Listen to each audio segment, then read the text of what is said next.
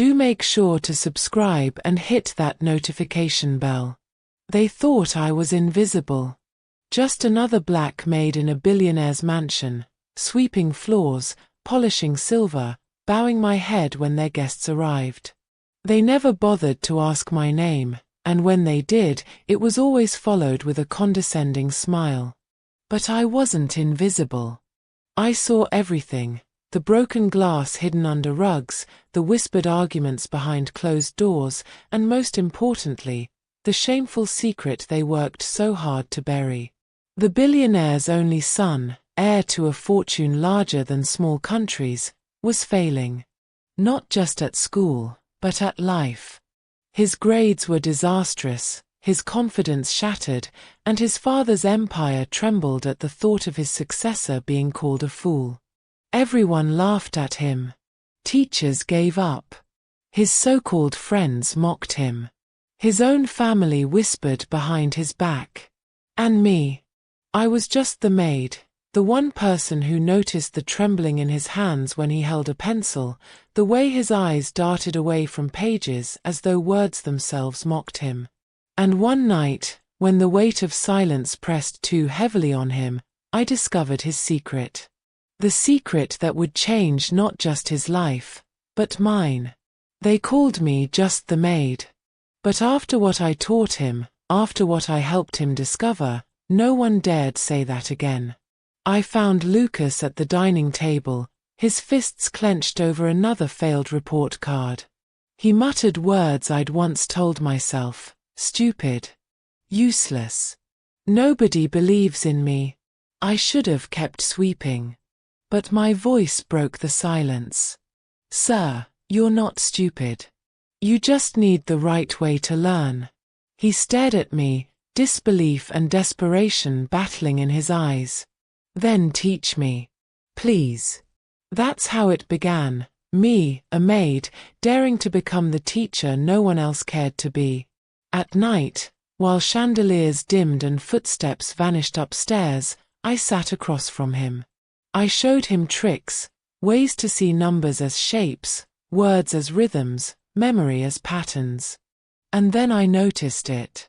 The hesitation in his eyes when reading, the way he reversed letters, how he avoided writing altogether.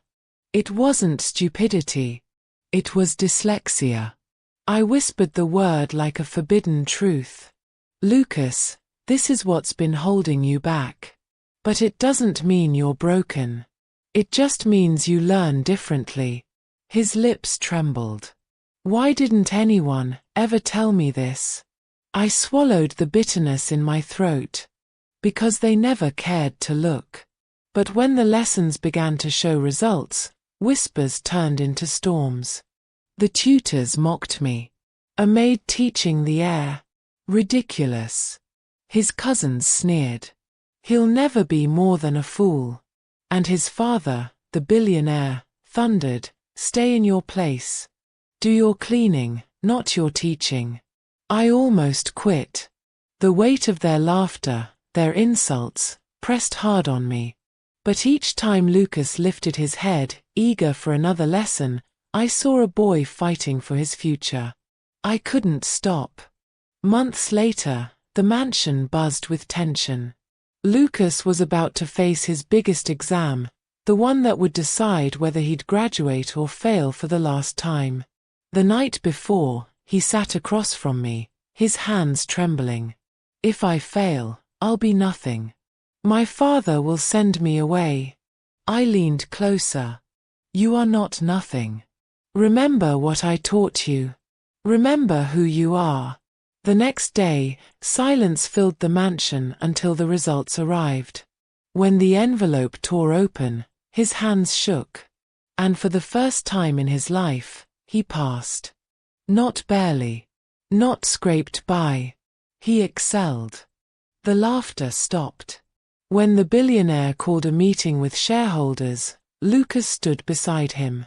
For years, they mocked the heir as a failure. But that day, he spoke clearly, powerfully, his mind sharp. And when asked how he'd turned it around, Lucas didn't hesitate. It wasn't the tutors. It wasn't the expensive schools. It was her. Every eye turned toward me, the maid holding a rag and a broom. My knees nearly buckled. But Lucas smiled. She taught me. She discovered the truth no one else saw. The room went silent. For once, they had no laughter left. The billionaire, stern, prideful, arrogant, called me into his office. I braced myself for dismissal. Instead, he placed a contract on the desk. "You saved my son," he said gruffly. "And you saved my name. From this day, you are more than a maid here. You'll oversee his education, his growth, and this family will respect you." Tears burned my eyes, but I stood tall. I hadn't just saved Lucas. I had silenced an empire of arrogance with nothing but patience, compassion, and truth. Years later, Lucas graduated with honors. He stood on a stage, delivering a speech that drew thunderous applause. Cameras flashed, the world watching the heir once mocked as a failure. But his final words weren't about him. "They called her just the maid," he said, voice steady. "But she was my savior. Without her, I wouldn't be here. Without her, I wouldn't be me." And as the crowd rose to its feet, applauding, I smiled. Because I was no longer invisible.